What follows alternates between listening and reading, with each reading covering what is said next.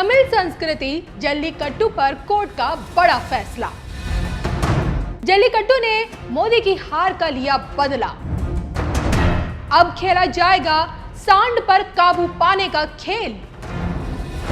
बैलगाड़ी दौड़ और कंबाला को मिली हरी झंडी। देखिए सिर्फ धर्म ज्ञान पर।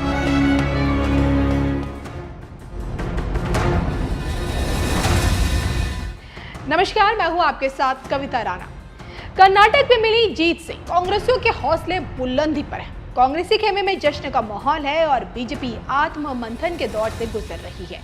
बीजेपी के लिए कर्नाटक हारना इस बात का संकेत है कि 2024 की राह पीएम मोदी के लिए इतनी आसान नहीं जितनी अब तक सोची जा रही थी। देखा जाए तो कर्नाटक की चुनावी जंग में पीएम मोदी ने धुआंधार रैलियां की, रोड शोज किए, जनता के दिल तक पहुंचने की भरपूर कोशिश की, लेकिन कर्नाटक की जनता ने कांग्रेस को चुना। भले ही देखे इस चुनावी हार का ठीकरा पार्टी राष्ट्रीय अध्यक्ष जेपी नड्डा पर फोड़ा जा रहा है, लेकिन इसमें भी कोई शक नहीं कि इसी चुनाव में मोदी मैजिक के चलने की ढेरों उम्मीदें लगाई जा रही थी। और ऐसे में इस हार का बदला बीजेपी कैसे और कब लेगी, ये तो देखिए वक्त बताएगा।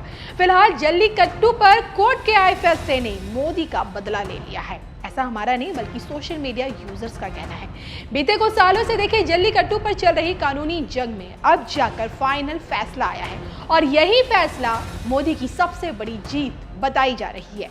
आइए इस पूरे मामले की एबीसीडी आपको समझा देते हैं।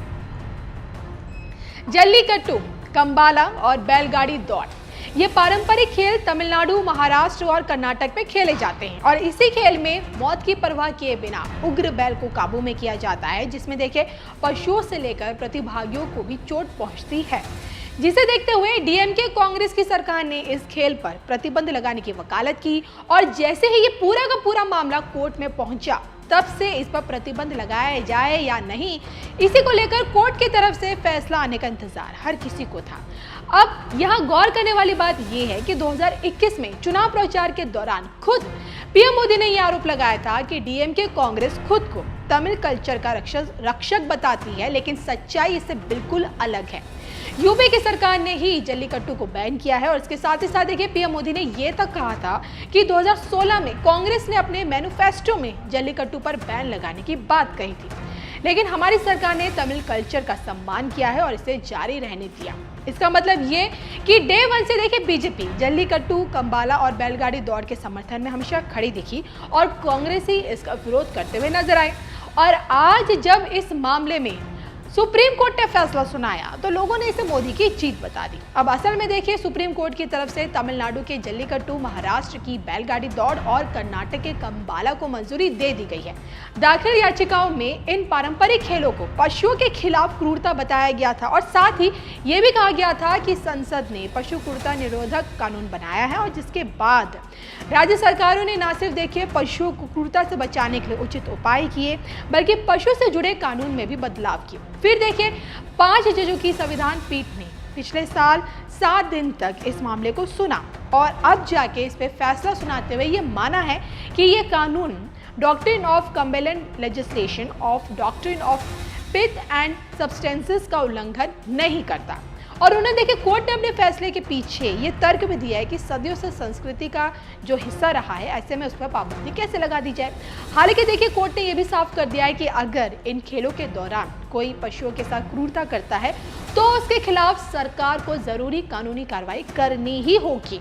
सो बात की एक बात यह है कि यहाँ सुप्रीम कोर्ट ने जल्लीकट्टू, बैलगाड़ी दौड़ और कंबाला को हरी झंडी दिखाई और वहां इस जीत को मोदी की हार का बदला बता दिया गया लोगों ने सोशल मीडिया पर। अब कोर्ट के इस फैसले को क्या मोदी से जोड़ा जाना चाहिए या नहीं, इस पर आप कमेंट करके अपनी राय जरूर दीजिएगा। लेकिन अब आप ये भी जान लीजिए कि तमिलनाडु के जिस पारंपरिक खेल यानी कि जल्लीकट्टू पर बीते कुछ सालों से जो बवाल मचा, उसे कैसे खेला जाता है और इस खेल के नियम क्या कहते हैं।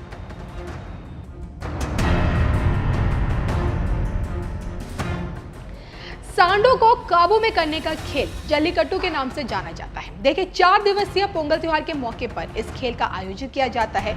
जल्लीकट्टू में देखिए जल्ली शब्द को सोने चांदी के सिक्कों से जोड़ा जाता है जो बैल के सींगों पर बांधा जाता है कट्टू शब्द का मतलब होता है बंधा हुआ। जो प्रतिभागी देखिए बैल को काबू में कर पाता है उसे पुरस्कार के तौर पर जल्ली यानी कि सींगों पर बांधे हुए सिक्के ही मिलते हैं।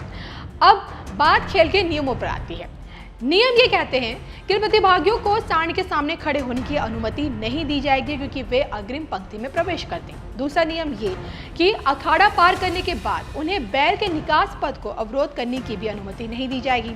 तीसरा नियम ये कि प्रतिभागियों को केवल अपने कुबड़ से लटक कर सांडों को गले लगाने और समय के साथ यानी कि 15 मीटर या 30 सेकंड तक दौड़ने की अनुमति होगी या फिर क्रूज सांड की 3 छलांगे लगानी होगी। नियम नंबर 4 कि एक बार जब सांड अपने रण क्षेत्र में पहुंच जाता है तो प्रतिभागियों को सांडों को छूने की अनुमति बिल्कुल नहीं दी जाएगी। नियम नंबर 5 कि प्रतिभागियों को पूंछ सींगों को पकड़ने या फिर यहाँ तक कि देखिए सांडों के पैरों को पकड़ने या फिर सांड की गति को प्रतिबंध करने की अनुमति बिल्कुल नहीं दी जाएगी। नियम नंबर 6 ये कहता है कि इन दिशा निर्देशों का उल्लंघन करने वाले प्रतिभागियों को जीवन भर के लिए इसी खेल से प्रतिबंधित किया जा सकता है। तो देखिए सर्वोच्च अदालत की तरफ से महाराष्ट्र, तमिलनाडु और कर्नाटक के पारंपरिक खेलों को मंजूरी देना क्या ये एक सही कदम है? इस पर आप लोगों की क्या राय है? कमेंट करके जरूर बताइएगा।